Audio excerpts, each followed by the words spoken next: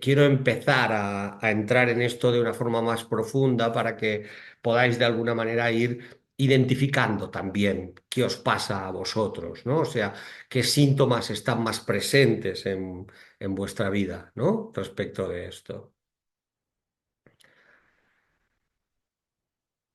Cada uno de nosotros, esto es importante que te lo mires, yo en la medida en que yo voy a ir explicando estos órdenes, es importante que tú vayas de alguna manera preguntándote a ti misma cuál de estos síntomas tú lo notas con más asiduidad en tu vida.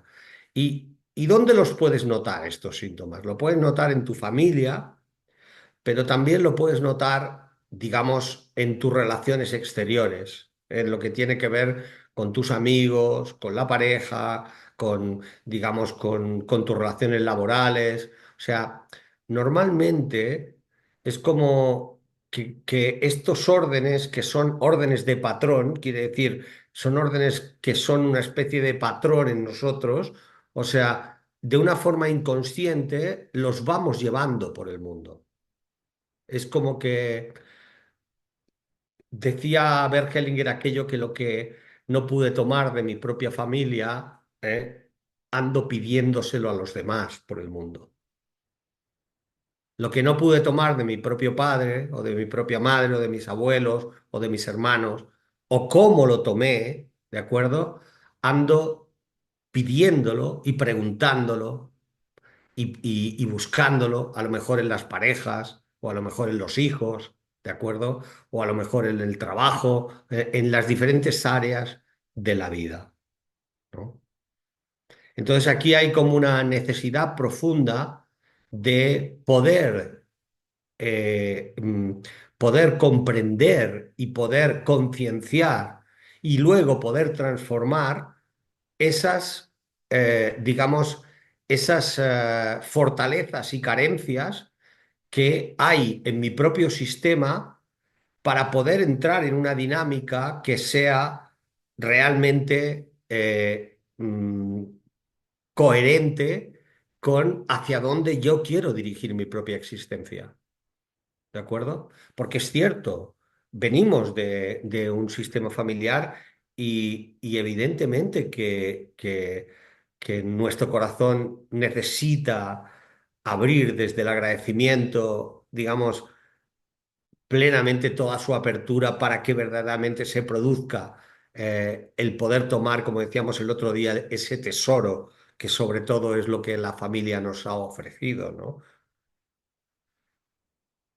Pero para ello es como fundamental que podamos transitar el poder ver cuáles son los síntomas más habituales en los que yo suelo meterme continuamente como una especie de begin, ¿no? De empezar otra vez y venga otra vez y venga otra vez, porque podemos pensar que no tiene solución y ya está, ¿vale? Esa es un síntoma, una manera muy habitual. Bueno, yo soy así, ¿vale? Este es mi carácter, yo soy así, ¿no? Pues no. O sea, porque sea mi carácter, eso no quiere decir que yo sea así. Es así como lo hago. Otra cosa es que todos los que están a mi alrededor tengan que comerse el marrón de cómo lo hago yo, ¿vale? Tal vez puedo hacer algo para que lo mío sea más ligero para mí y más ligero para ti y para los demás, ¿no? Entonces, ese territorio es el territorio que me gustaría que pudieseis explorar en esto que os voy a comentar y que Bert Hellinger nos nombró como los órdenes del amor, ¿vale? Entonces, vamos a empezar por el primer orden del amor. El primer orden del amor dice que todo miembro de la familia o del sistema familiar tiene derecho a pertenecer. Esto que parece tan sencillo es una losa, ¿eh? Porque a menudo lo que sentimos o lo que pasa en los sistemas es que cuando en el sistema alguien no actúa o hace lo que se espera de él, el sistema de alguna manera actúa y se producen síntomas muy claros de desorden en lo que tiene que ver con lo que llamamos el primer orden, que es el orden de pertenencia, ¿no? Entonces hay personas que se sienten excluidas, que la exclusión es una constante en sus vidas. Entonces se sienten excluidas de su familia, se sienten a veces también excluidas con sus amigos, se sienten excluidas a lo mejor en la pareja. Bueno, la exclusión es un territorio muy conocido, ¿vale? Para las personas que tienen alterado el primer orden, ¿vale? A veces lo sienten como si ellas fueran víctimas, diciendo, bueno, yo me siento excluida. Pero otras veces no es así. Otras veces lo sienten como que ellas se autoexcluyen o ellos se autoexcluyen. La autoexclusión o la exclusión, tanto una como otra, utilizada como si fuera una víctima, utilizada como si fuese una perpetradora, ¿eh? Evidentemente tiene que ver, sin duda alguna, con que alguien está siguiendo a un excluido en el sistema familiar. O sea, posiblemente detrás en la familia ya hay excluidos por diferentes causas, o porque no han sido buenos, o porque resulta que hicieron algo incorrecto, o porque no cumplieron el plan previsto, o sea, etcétera, etcétera, etcétera. ¿De acuerdo? Porque hicieron daño. Hay muchas posibilidades que están ahí. Pues porque tuvieron una enfermedad mental y fueron escondidos, porque fueron discapacitados, porque fueron... Hay tantas y tantas posibilidades en nuestra familia ancestral, teniendo en cuenta que estamos hablando de generaciones anteriores, ¿no? En las cuales de alguna manera la exclusión pudo estar presente y que alguien en el sistema la esté tomando, ¿vale? Bien, entonces decimos que lo que desordena de una forma muy fuerte, lo que desordena de una forma muy fuerte en el primer orden es todo aquello que tiene que ver con excluir, ¿eh? Por ejemplo, también los abortos pueden ser de alguna manera grandes excluidos, ¿no? Digamos, las pérdidas de niños tempranas, las personas que murieron, por ejemplo, de una forma temprana como padres o como madres y fueron olvidados porque luego llegó otra esposa o otro marido, ¿de acuerdo? O sea, todas esas figuras que pueden haber sido excluidas o olvidadas por muchas razones. Ahí pueden estar los orígenes del por qué se pudo producir la herida sistémica digamos, en una persona o en una familia, y a partir de ese momento la no posibilidad de gestionar de una forma adecuada esa herida condujo a que luego se convirtió en un patrón repetitivo que puedes estar llevando tú o una persona cercana a ti, una hermana, una hija, un hijo, eh, cualquier persona cercana, ¿de acuerdo? Bien, por lo tanto, el síntoma que tenéis que buscar para plantearos si está alterado el primer orden es lo que tiene que ver con la pertenencia, ¿de acuerdo? Con la exclusión, con la inclusión, con sentiros o no formar parte. ¿De acuerdo? Entonces, Disculpa, tengo unas cuantas preguntas. sí, sí, adelante, adelante, Vamos adelante. a centrarnos. Mira, en, bueno, ¿cuántas generaciones atrás se puede afectar los desórdenes? Mm.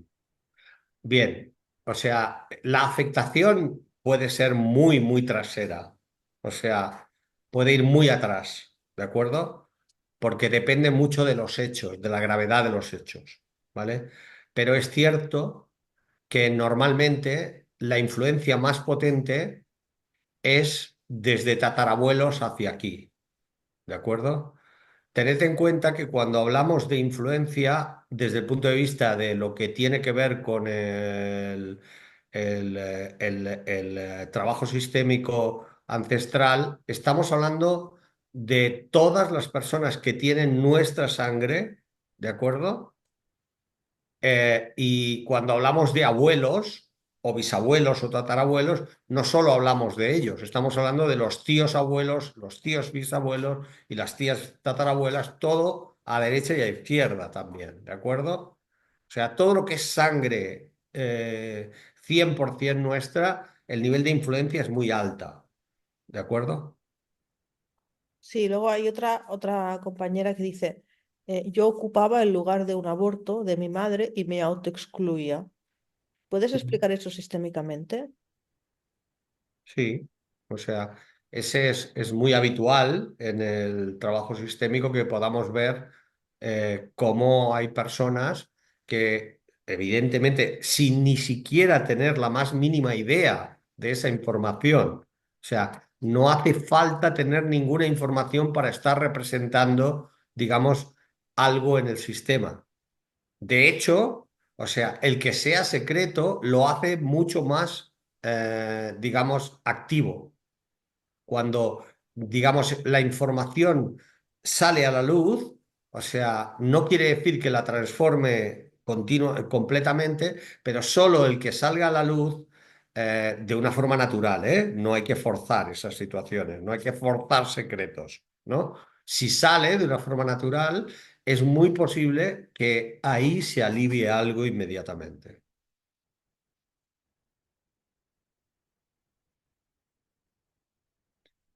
¿Puedo seguir, Aurora?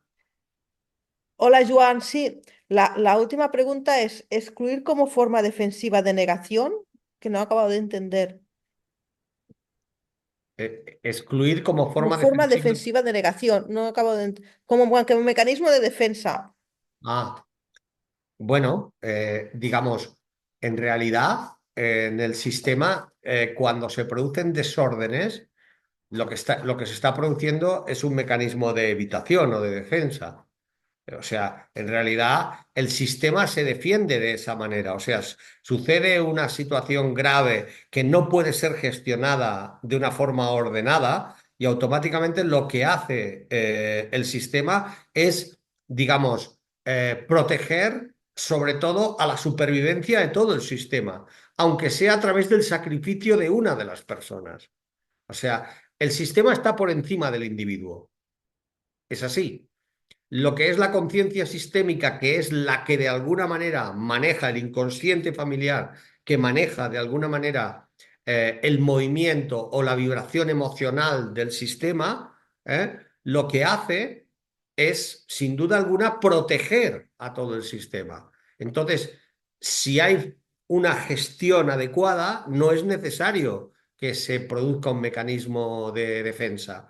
Pero si no es así, automáticamente el sistema lo que hace es que cierra.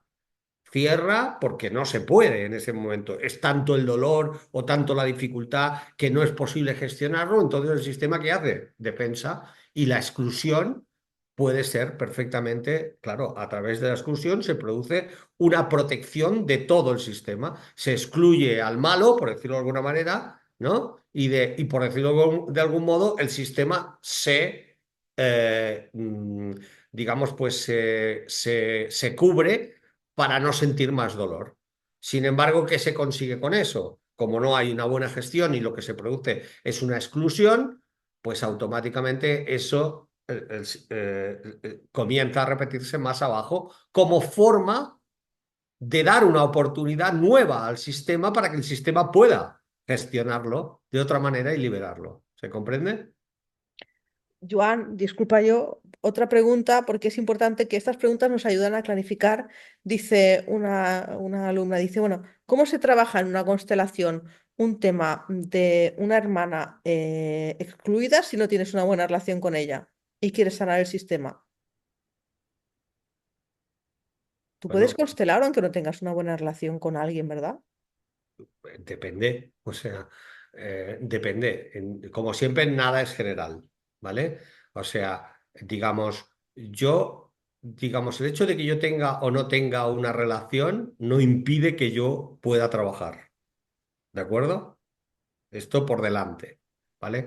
Ahora bien, depende de lo que yo quiera trabajar con esa hermana, ¿eh? Eso necesitaría del permiso de la hermana o no, ¿de acuerdo? Si es un asunto que resulta que tiene que ver con cómo yo me siento en mi vínculo con mi hermana, ¿eh? Pues evidentemente yo tengo derecho a trabajar mi vínculo, evidentemente, incluso mi relación. Pero otra cosa es que quiera trabajar lo que le pasa a ella, ¿de acuerdo? No tengo permiso para eso. Entonces no puedes constelar que quiero que mi hermana se sane y sea feliz. No. Joan, la gente no va a dejar de constelar. Claro que no, no puedo, no puede, no, yo no puedo, Puede manipular en las constelaciones. nosotros no podemos, digamos, ni con buena intención, digamos, hacer cosas que tienen que ver con que otros hagan cosas, ¿de acuerdo? Esto no, esto es una falta de respeto por el otro, sea mi hermano, sea mi padre. O sea, yo tengo que trabajar siempre desde un lugar que me pertenece a mí como ser humano, Y otra cosa pero no es la manipulación de otros, ¿de otra cosa acuerdo? que me preguntan, si yo hago un trabajo conmigo y luego ese trabajo conmigo, si yo desbloqueo algo mío propio, ¿eso puede afectar a otras personas del Eso sistema? sí, eso sí, eso sí. O sea, esto es como una especie de puzzle, ¿de acuerdo? O sea, si tú ordenas una pieza, automáticamente está afectando a todo el puzzle, ¿verdad que sí? Y si tú pones una pieza mal, ¿verdad que también lo está afectando? Muy bien. Pero si la pones bien, ¿verdad que también le está afectando? Pues es así. Por eso es sistémico. Ahora, digamos, cuando yo quiero poner una pieza y resulta que esa pieza que quiero poner es una pieza que a mí no me corresponde hacerlo, ¿vale? Pues claro, es un tema muy delicado. O sea, siempre es parte del arte del trabajo de un profesional, de un constelador. O sea, el trabajo con los permisos. O sea, cómo realmente, qué se puede y qué no se puede hacer. No se puede hacer todo. ¿Eh? O sea, hay que ser muy respetuosos a la hora de trabajar. O sea, ver que hay cosas a las que hay que decir, mira, esto no es posible, tendremos que ver que veas si hay permiso para esto, si te dan permiso, si no te lo dan, ¿de acuerdo? Porque evidentemente, y otras muchas cosas, sí, claro, es muy posible, ¿vale? Joan, dos preguntas más. Es importante que vayamos consolidando los órdenes para que preguntan si tú eres un padre y puedes trabajar un tema de un hijo menor. Por supuesto, Y por otra supuesto, pregunta, ¿es posible que haya piedras o dificultades que no se puedan sanar del todo? por supuesto. O sea, tener la idea de que todo lo podemos transformar y todo lo podemos sanar es una idea ilusa, ¿de acuerdo? O sea, digamos, tenemos un nivel de influencia muy grande sobre nuestro proceso vital y sobre el proceso de nuestras familias. Tenemos un gran margen de maniobra, ¿de acuerdo? Pero hay un margen que le pertenece a la vida. Hay un margen que le pertenece a lo grande, que le pertenece a eso que nosotros no podemos controlar y que Bert Hellinger llamaba lo grande, ¿no? Esa parte de la vida que no tiene que ver con el libre albedrío, sino que tiene que ver con lo grande de la vida, ¿no? O sea, esto ya lo pudimos experimentar de una forma muy clara en la pandemia, ¿no? Por ejemplo, ¿no? O sea, estábamos todos con nuestras cosas, con nuestras vidas, con nuestras planificaciones, y vino la vida y hizo pam, pam, pam, pam, ¿eh? Nos dio un par de hostias a todos, ¿no? Y nos puso en nuestro sitio, ¿no? ¿Verdad? A todo el mundo. Entonces, evidentemente hay un margen que no nos pertenece a nosotros, le pertenece a lo grande. Entonces, si hay asuntos en el sistema que, digamos, no pueden ser transformados, o sea, a veces, en realidad, la sanación o la gran transformación consiste en poder acabar diciendo que sí a eso que nuestra familia o nosotros no podemos evitar decir que no, ¿vale? Ahí muchas veces ese es el gran proceso de transformación, el llegar a rendirse delante de una situación que la vida quiere que sea así, porque no todo tiene solución.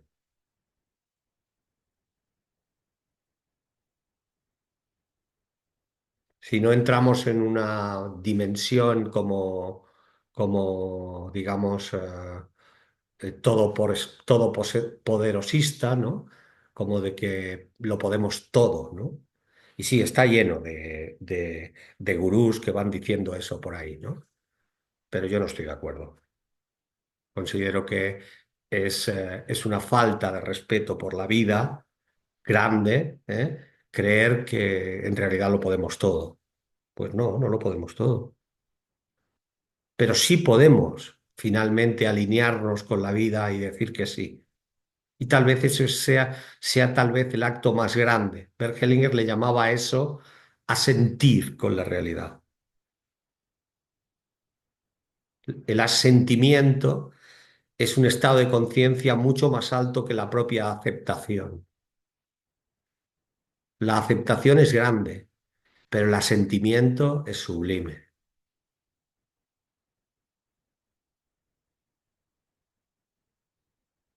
Y todos los que tenemos una cierta experiencia vital ya por edad o por vida, sabemos perfectamente que hay cosas de la vida que no podemos evitar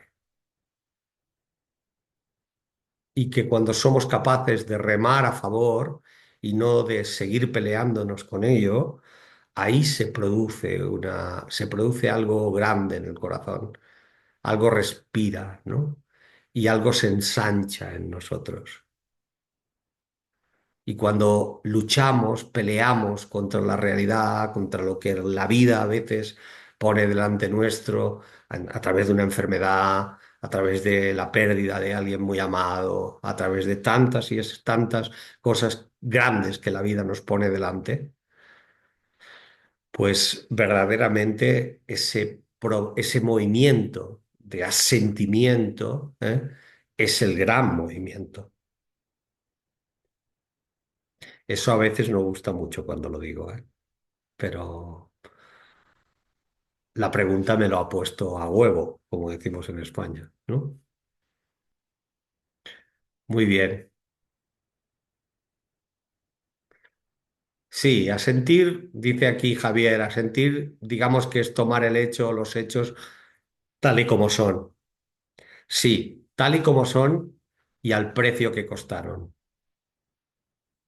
o que cuestan, ¿no? Sin embargo, Javier, es importante saber que uno tiene el derecho, de alguna manera a intentar transformar aquello que le duele o que le hace sufrir, ¿vale? Porque hay dos tipos de sufrimiento. Hay un sufrimiento inútil y hay un sufrimiento útil. Ese sufrimiento que llamamos el dolor, ¿no? Ese dolor que significa, pues, a veces significa finalmente dejar ir o asentir, aceptar el duelo. ¿Eh? Y bueno, sé que me va a doler durante un tiempo largo, pero que finalmente voy a poder asentir con esa realidad.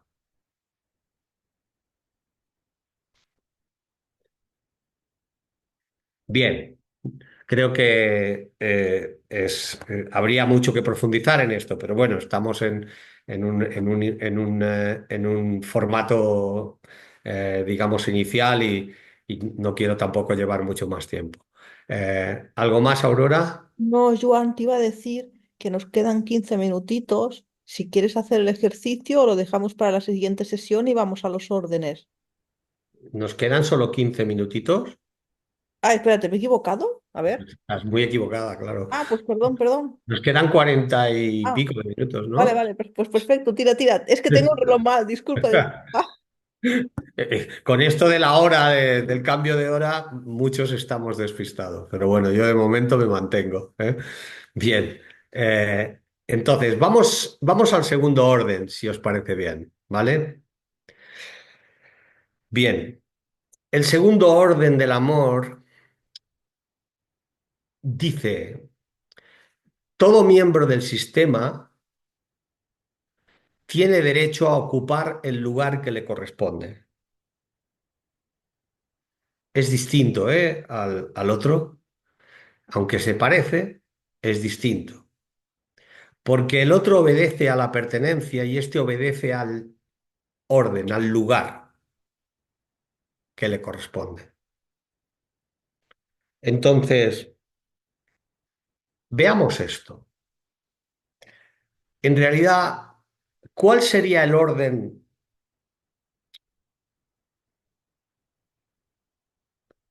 que ayuda y el orden que dificulta? El orden que ayuda en una familia es que los posteriores no se pongan en el lugar de los anteriores. Por ejemplo, una hija que se comporta como si fuera la madre de su madre, o una hija menor que se comporta como si fuera el hermano mayor, o una persona que cuando está en un grupo tiene como una sensación de que no de que no pertenece, sino de que no encuentra su lugar,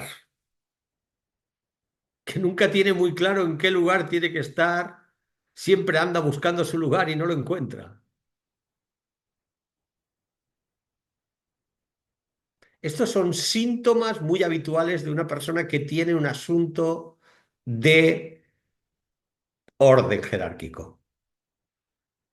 Por ejemplo, una persona que tiene dificultades, por ejemplo, para asumir la jerarquía, que cuando siente que hay alguien que tiene autoridad, se, se rebota inmediatamente, ¿no? Y entra en lucha.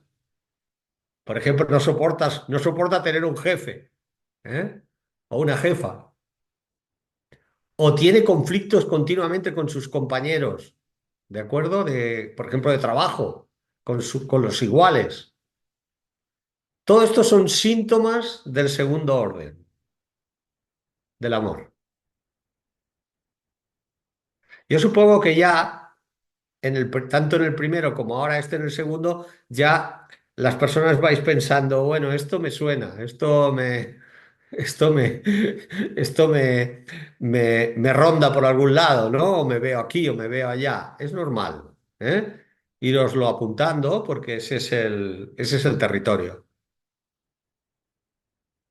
Muy bien.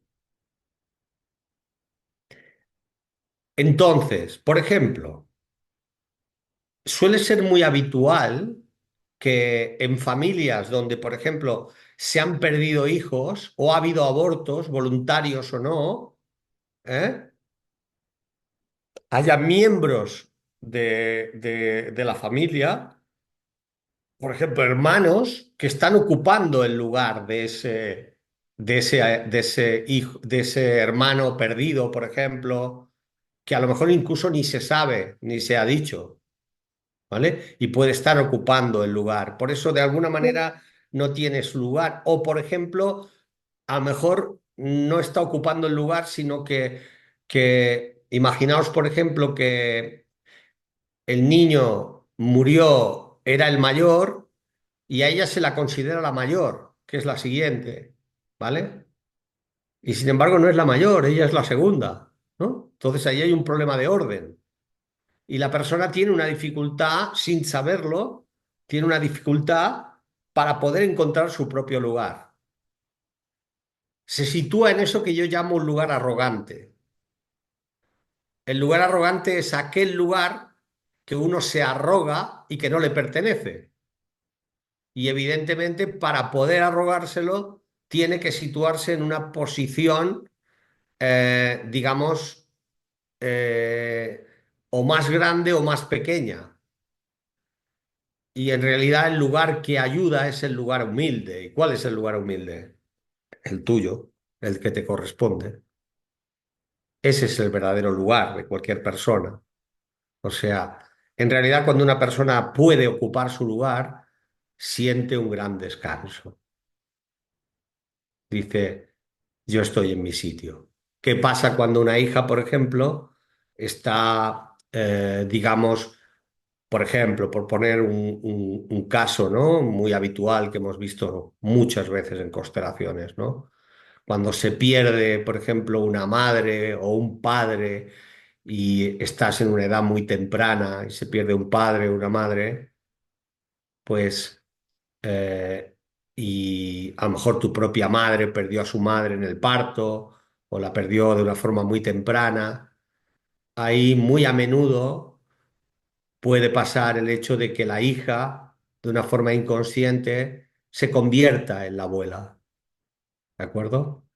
Entonces toma el lugar de la abuela y el síntoma más habitual es que tiene como una tendencia como a tener siempre una situación de conflicto con su propia madre, porque en el fondo la trata como si fuera ella fuera la grande y la madre fuese la pequeña, ¿de acuerdo? Entonces, este tipo de situaciones pueden estar mostrando esos síntomas. Hay muchos, ¿eh? Pero tienen que ver con el orden siempre, siempre tienen que ver con el orden jerárquico. Y se puede ver en la familia o en otros lugares. ¿Hay preguntas sobre esto, Aurora? Hola, Joan. Tenemos una pregunta solo, ¿sí? Sí, Que el Oscar dice, bueno, si tú eres el que ocupa el lugar del aborto, ¿qué haces? ¿Eso se puede trabajar? claro, es muy habitual. Es un tipo de constelación muy habitual, el que podamos encontrarnos con situaciones de este tipo y evidentemente, claro que lo puedes trabajar porque es algo que tiene que ver plenamente contigo, ¿de acuerdo? ¿Las parejas también pueden ocupar lugares arrogantes? La pregunta es, la pregunta yo creo que sería, ¿hay parejas que no ocupan lugares arrogantes? Es complejo, porque en la pareja, lo que suele suceder en la pareja es que la pareja es el lugar donde de algún modo el ser humano genera primero genera la percepción de que va a desarrollar un lugar parecido al de su padre y su madre, que tiene que ver con el hecho de crear una pareja y con la posibilidad de que eso dé lugar a un nuevo sistema con nuevos hijos, ¿no? Entonces, evidentemente, de una forma inconsciente, al principio se va con esa inconsciencia a la pareja. Y evidentemente, ¿qué sucede? Pues que al principio, cuanto más inconsciente se va evidentemente desde el lugar que tiene que ver más con nuestras familias. Yo siempre suelo decir que cuando nos casamos con alguien, nos estamos casando con su familia, nos guste o no, ¿de acuerdo? Nos guste o no. ¿Por qué? Porque evidentemente ahí los dos sistemas familiares están entrando en conexión de una forma inconsciente a través de los permisos y no permisos. Entonces, evidentemente, o sea, ¿qué sucede? Pues que, bueno, hemos visto muchas veces cómo él busca una madre, cómo ella busca un padre, cómo de alguna manera hay ese movimiento que tiene que ver con lo que no pude tomar en mi propio sistema, o no pudo tomar mi madre, o no pudo tomar mi padre, o no pudo tomar mi abuela, y depende la carga que lleve, pues es muy posible que yo, evidentemente, me desordene ahí. Claro que sí. El fabuloso mundo de la pareja. ¿Eh? donde Joan, tenemos, todo aparece. Dime, dime. mira, otra pregunta es, ¿también puede ser que una hija ocupe el lugar de la madre o como pareja de su padre? ¿Los Claro, hijos que hacen de padres? claro, claro. Es lo que estaba diciendo ahora mismo. Por supuesto. O sea, por ejemplo, los hijos que, o sea, imaginaos, por ejemplo, situaciones en las que de alguna manera hay, aunque haya, por ejemplo, imaginaos, por ejemplo, que una mujer pierde a su marido, ¿vale? Su marido se muere o se divorcian, ¿vale? Y el padre desaparece, ¿vale? Entonces, muy a menudo uno de los hijos puede tomar el lugar de una forma muy inconsciente, puede tomar el lugar de ser un hijo pareja o una hija pareja, por supuesto. Perfecto. Mira, dos preguntas más. ¿Puede que el lugar que tengas esté puesto bien, pero si entra en juego una tercera persona como una hermana, pierdas tu sitio? Claro. Sí, sí, le llamamos triangulación. Ajá. Es una dinámica muy conocida, una dinámica oculta que trabajamos mucho en sistémica y que se trabaja mucho en la formación. Y evidentemente es ahí, está. Tened en cuenta que nosotros, los juegos que jugamos en la pareja o en las familias, en las nuevas familias que vamos creando, digamos, no hay nada nuevo bajo el sol. En realidad nosotros jugamos los juegos que nos permitieron nuestras familias. O sea, donde hay permiso, el permiso que tenemos detrás nos da más margen de maniobra o menos. Entonces, cuanto más conscientes seamos de cuáles son los juegos a los que se juega en mi familia, más posibilidades tengo, evidentemente, de poder decir, bueno, yo quiero jugar este juego o no.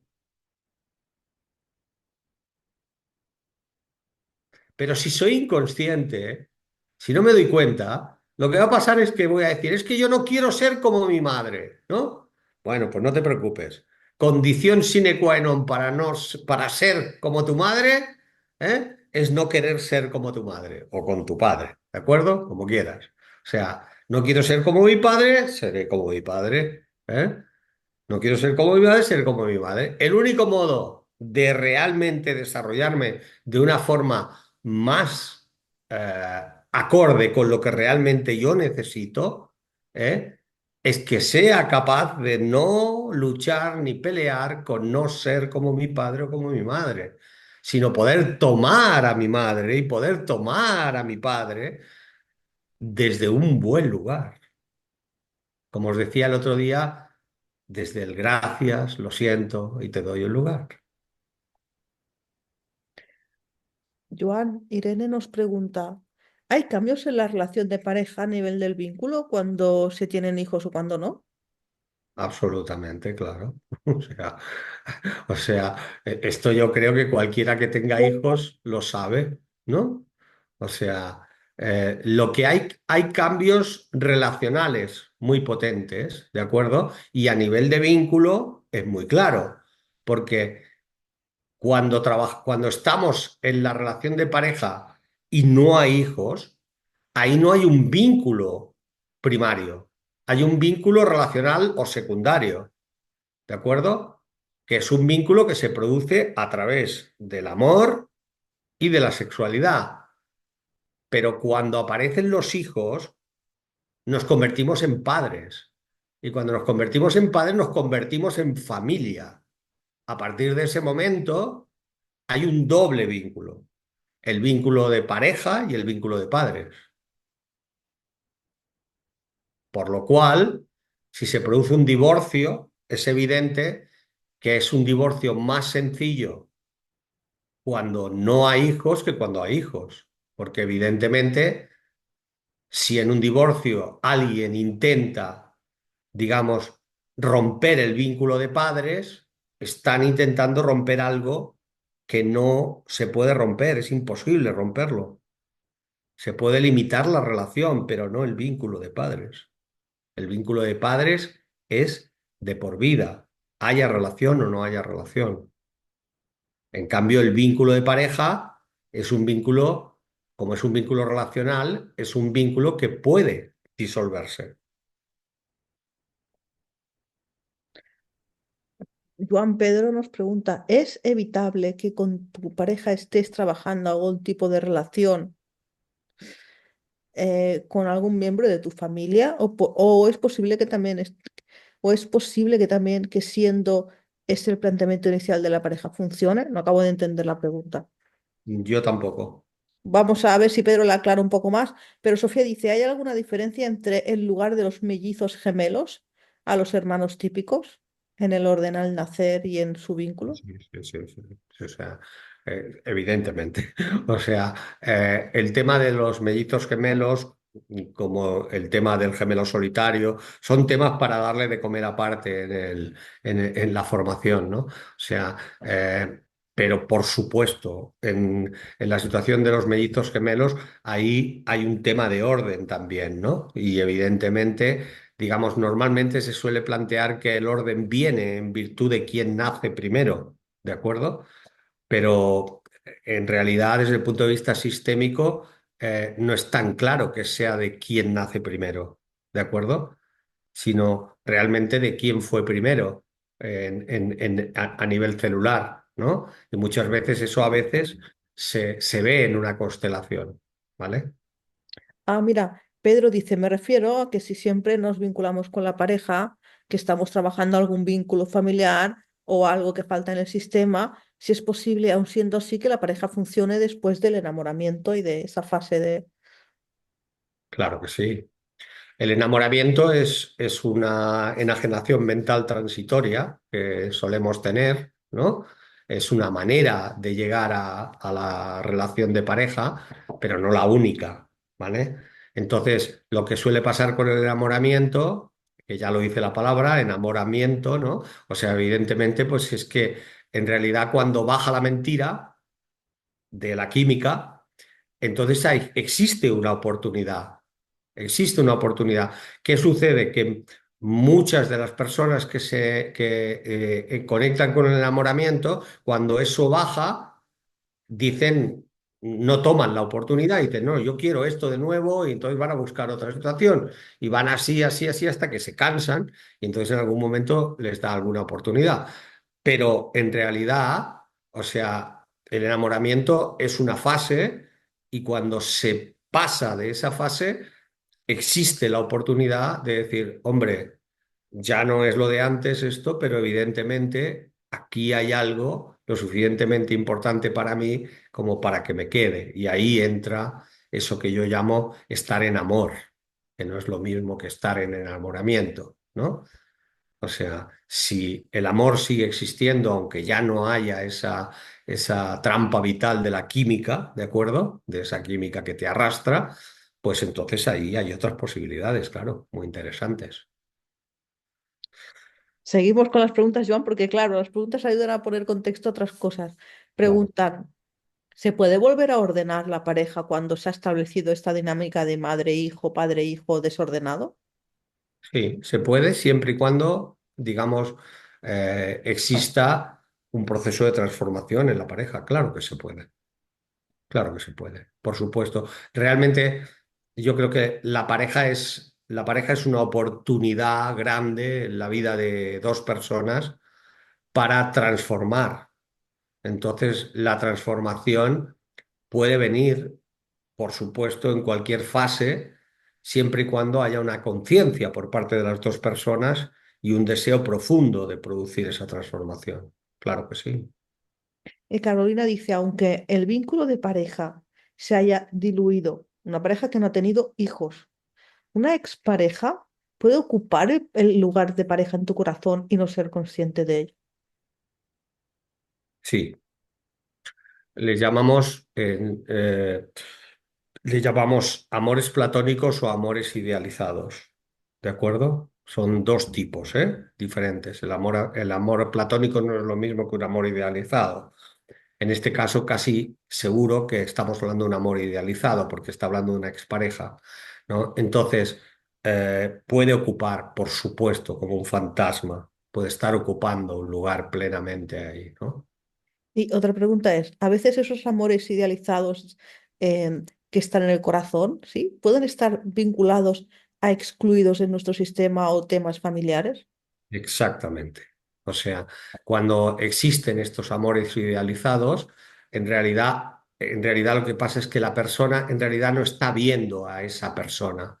En realidad están siguiendo a digamos, a alguien en el propio sistema que o bien fue excluido o no fue visto, y de alguna manera el corazón de esa persona, de ese posterior, está siguiendo a un anterior. Así es.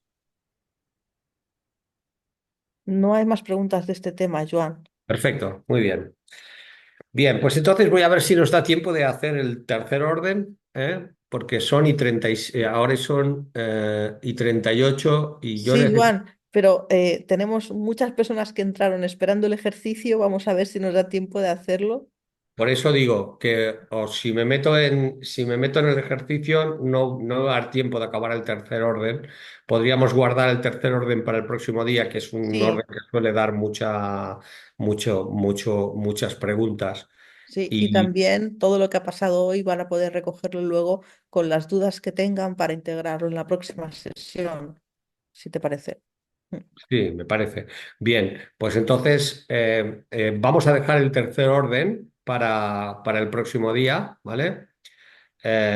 Y si os parece, os propongo que nos metamos en vivir una experiencia sistémica de visualización que os permita, digamos, entrar un poco ya en lo que significa la experiencia del trabajo sistémico, ¿eh? Entonces, os propongo bueno, lo primero que vamos a hacer es, os propongo que estéis en un lugar donde podáis no ser molestados o que podáis simplemente estar sin que entre nadie, dentro de lo posible. Entiendo que cada uno tendrá sus circunstancias de dónde está. Bueno, haremos lo posible, ¿no? Entonces, lo que te pido, por favor, es que, digamos, eh, simplemente te sitúes, si estás sentada en una silla o estás sentada en un lugar que puedas de alguna manera situarte de tal modo que tu columna vertebral esté recta, que no estés estirada de ninguna manera y mucho menos en una posición de sofá, ¿vale? Por favor, espalda, digamos, recta es fundamental, que podáis mantener la columna vertebral recta. Bien. Entonces, bueno, a partir de ahí te voy a pedir que si tienes cualquier tipo de música, cualquier tipo de sonido, radio, lo que sea, televisión, lo que sea, que lo elimines en este momento, que te quedes, no hace falta ninguna música, no hace falta nada. Bien, entonces posiciona tus manos de tal modo que puedas sentirte relajada y quiero que cierres tus ojos, cierra tus ojos.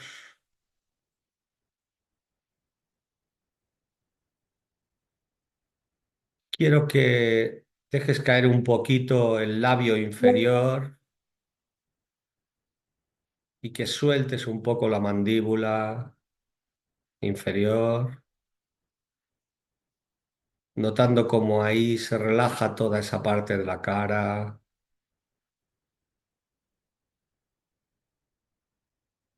y conecta por favor con tu respiración entrando por la boca y saliendo por la boca lentamente, muy lentamente, dejando que entre tu respiración y que salga.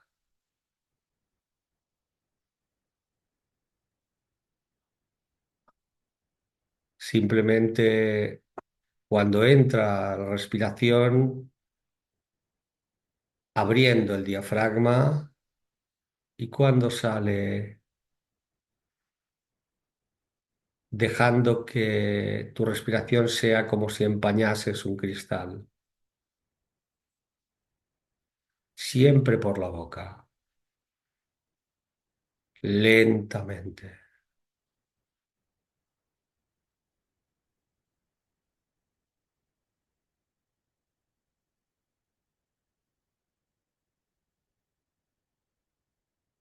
Ahora quiero que simplemente imagines,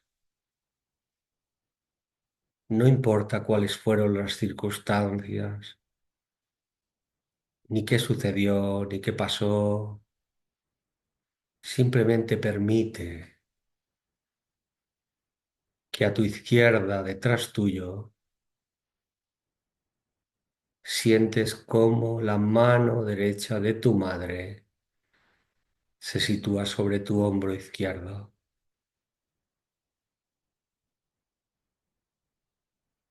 Sientes la presencia de tu madre.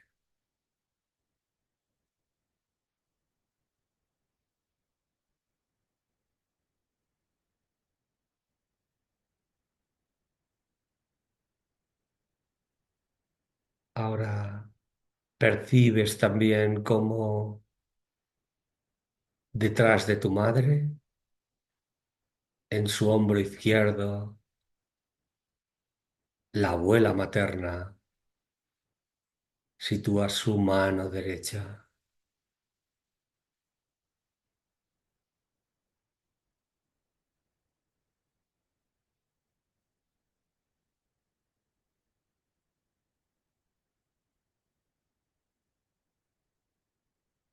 Ahora permites que la mano de tu padre se sitúe en tu hombro derecho, también detrás, al lado de tu madre. No importa lo que sucediera, son tus vínculos, es lo que la vida quiso.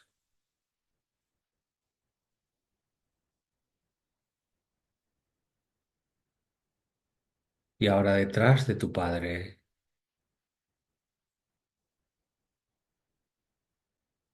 en su hombro izquierdo, se sitúa tu abuela paterna, que pone su mano sobre su hombro izquierdo.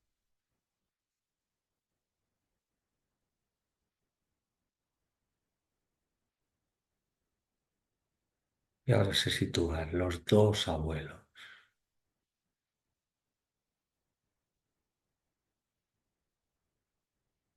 Ponen su mano sobre el hombro derecho de tu madre y de tu padre.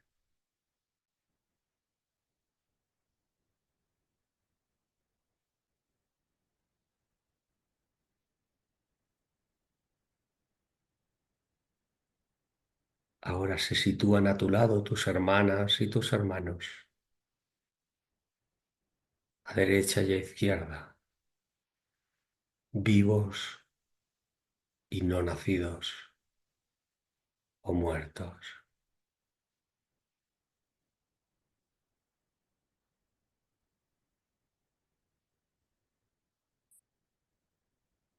Al lado de tu madre, tus tías y tíos.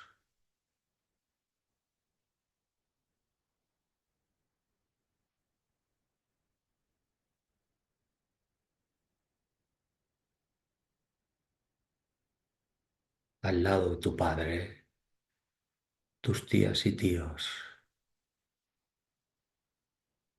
Solo tíos de sangre.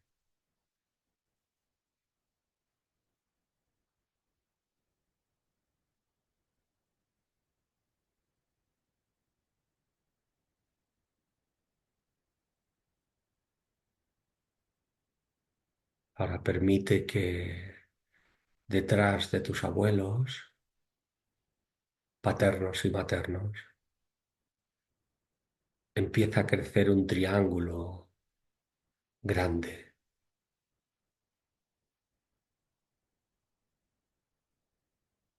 como todo se va duplicando. Bisabuelos, tíos bisabuelos, bisabuelas, tías bisabuelas.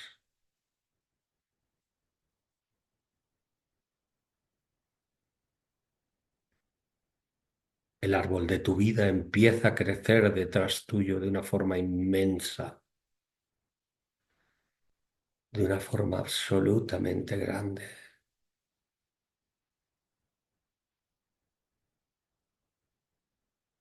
Detrás de los bisabuelos aparecen los tatarabuelos y las tatarabuelas,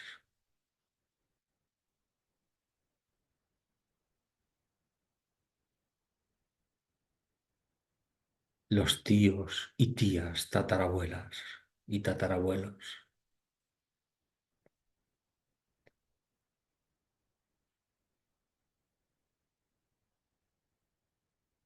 Siente la inmensa grandeza detrás de ti.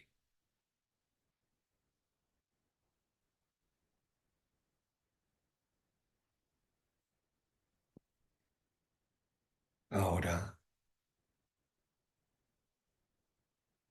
imagina a las miles de personas que crecen detrás de los tatarabuelos.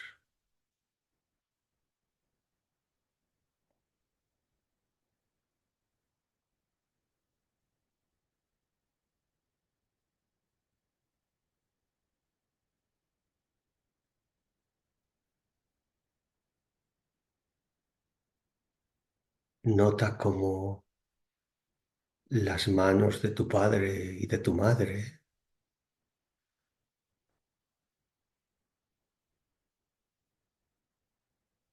son el nexo que te une a todo ese mundo inmenso que es tu familia. Lo grande, lo inmenso, lo doloroso, lo alegre, las joyas, las piedras negras, la fuerza, la debilidad, la potencia, la imposibilidad.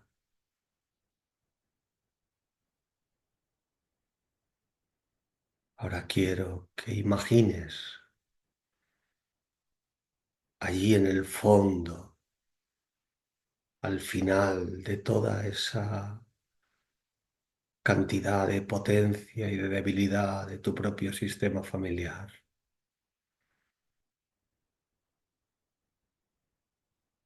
Imagines a alguien, a uno de esos abuelos lejanos que lo logró,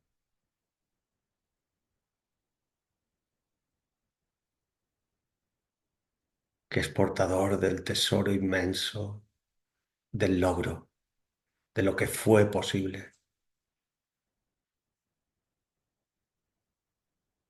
Y a su lado eliges a otro o a otra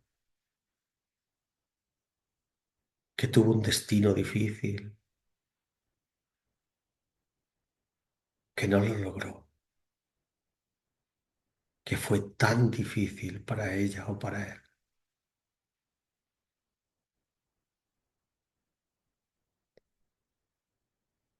Ambos son tu familia. Ambos son tu abuelo o tu abuela, en la dificultad y en la posibilidad, en el tesoro y en lo no posible.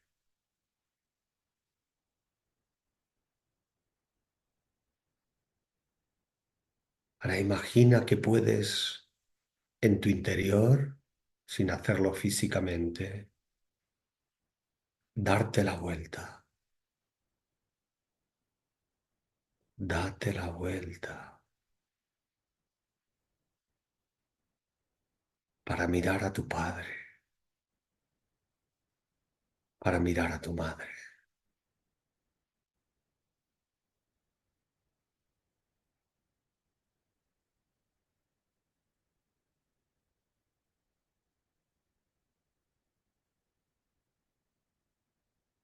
y date cuenta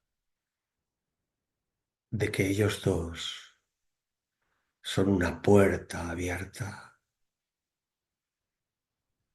Atraviesa lo que sucedió o lo que no sucedió con ellas.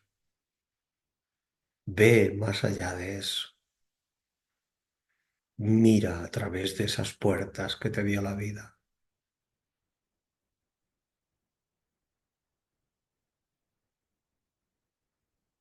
Ahí está el tesoro inmenso que te corresponde.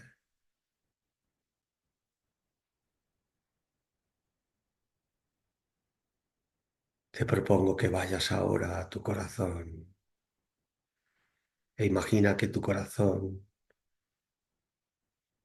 es un lugar del que surgen unas manos abiertas, y que esas manos van hacia tus padres. Tu mano derecha atraviesa y penetra el corazón de tu padre, y tu mano izquierda atraviesa y penetra el corazón de tu madre.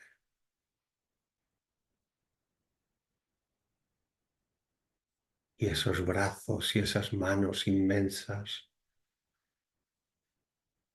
van entrando a través de todas las generaciones de tu familia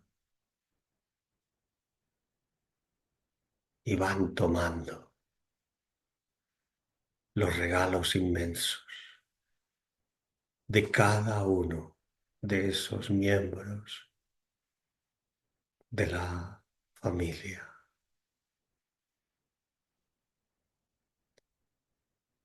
Y tú bajas tu cabeza, inclinas tu cabeza y dices, gracias, gracias, gracias. No juzgas a nadie, solo tomas lo que te corresponde y agradeces. Gracias, gracias, gracias, gracias, gracias, gracias, gracias.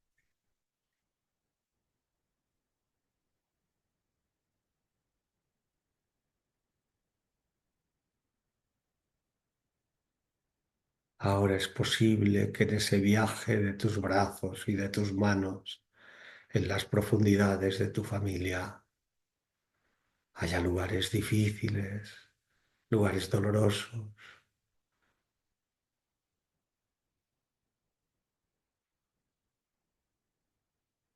Sigue con tu cabeza baja y di lo siento,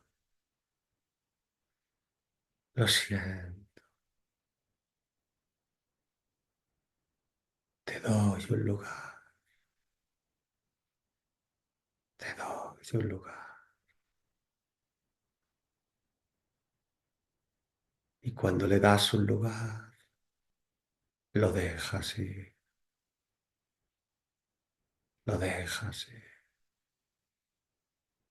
agradeciendo. Gracias. Y poco a poco vas llevando tus manos lentamente hacia las nuevas generaciones, hacia las que estuvieron más cerca, a tus bisabuelos, a tus abuelos. Llegas de nuevo a tus padres. Eres capaz de abrir tus ojos delante de ellos y de decirles,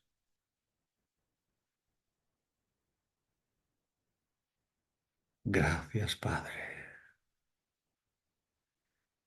Gracias, Madre.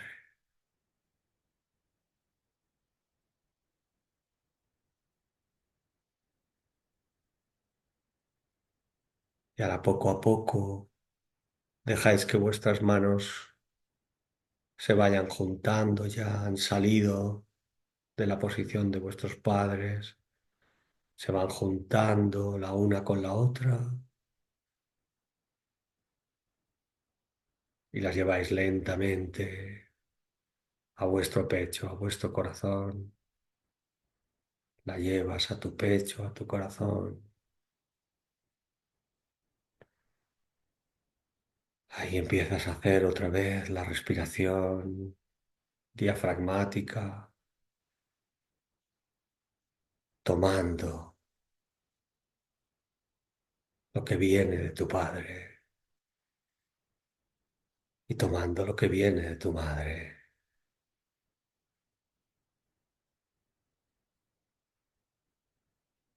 Y ahí vuelves a darte la vuelta para mirar hacia adelante. Inmediatamente la mano de tu madre y de tu padre te conecta plenamente con tu familia.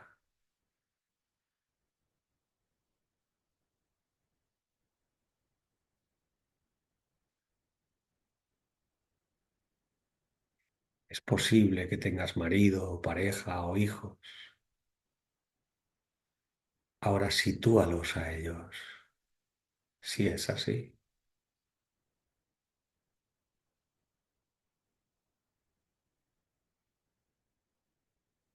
Si tienes hijos,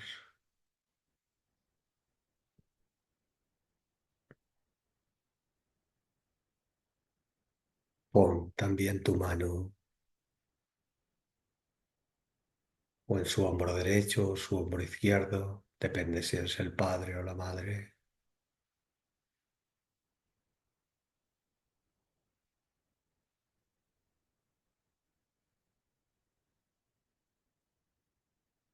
Y ahí lentamente, en ese lugar, haces una inclinación profunda que significa recibo lo que me dieron, suelto lo que no me corresponde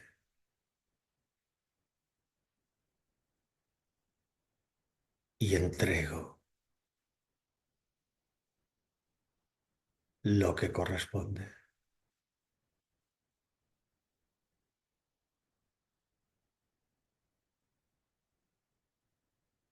Y ahora conecta con la frase que te une plenamente a los tuyos.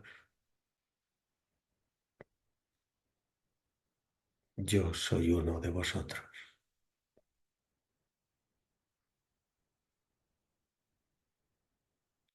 Yo soy uno de vosotros.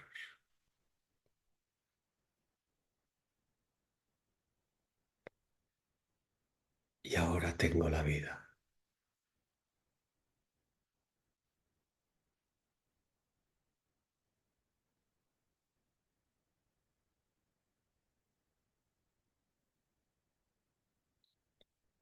Y ahora lentamente, poco a poco, percibe la fuerza y la ligereza de ser uno de los vuestros, de ser parte de quien perteneces. Y poco a poco, cuando tú quieras, poco a poco, vas abriendo los ojos, haces una respiración profunda por la boca y vuelves aquí ahora.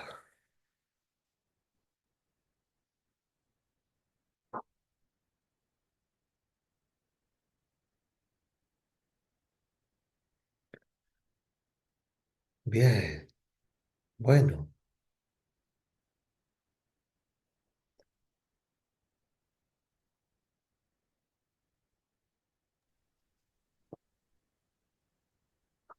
yo creo que ahora es sano que cada uno se quede con su propia experiencia y que no haya muchas más palabras.